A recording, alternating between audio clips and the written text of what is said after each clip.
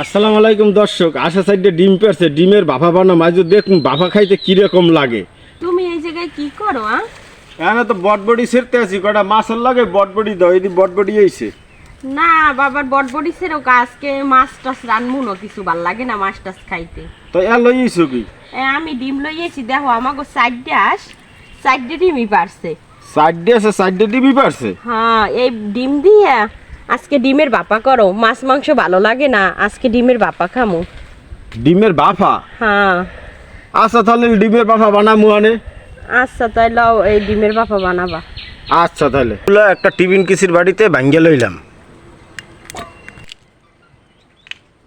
সামান্য একটু লবণ দিয়ে ডিমটা মিক্স করে লইলাম।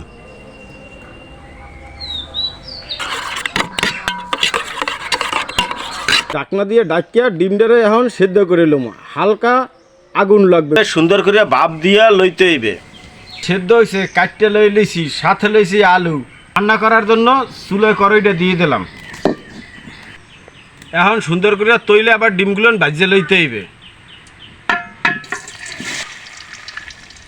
তেলের ভিতরে সুন্দর করে আলুটা ভাজিয়ে লমু। আলুটা তেলে ভাজা শেষ, এখন উড়েই হেলাম। কটা গোটা মশলা, পেঁয়াজ কুচি, আদা রসুন বাটা, মরিচের গুঁড়া, হলুদের গুঁড়া, জিরার গুঁড়া, ধনিয়ার গুঁড়া, স্বাদ মতন লবণ। মশলাটা সুন্দর মতন কষাইতে হইবে। ডিম ভাজি খাইছি, ডিম ভুনা খাইছি, ডিমের বাফা খাই নাই কোনো টাইমে। আজকে ডিম বাফা আর আলু দিয়া সেই মজা হইবে। সুন্দর মতন কষাই লইছি, এখন ডিমটা আর আলুটা দিয়ে দিব।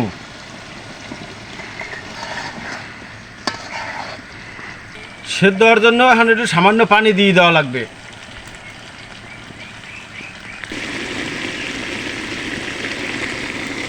তরকারিটা হয়ে গেছে, এখন উড়েই হেলাই।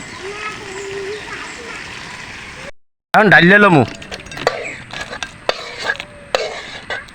ডিমের বাফাটা হয়ে গেছে, এখন খাইতে বইছি।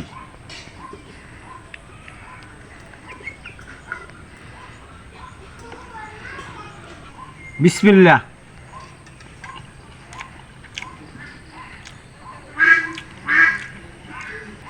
দর্শক, ডিমের বাফাটা সেই হয়েছে। বাড়িতে ভাই ট্রাই করবেন, এই ডিমের বাফাটা মাছ মাংসের সামনে সেই একটা মজা হইবে।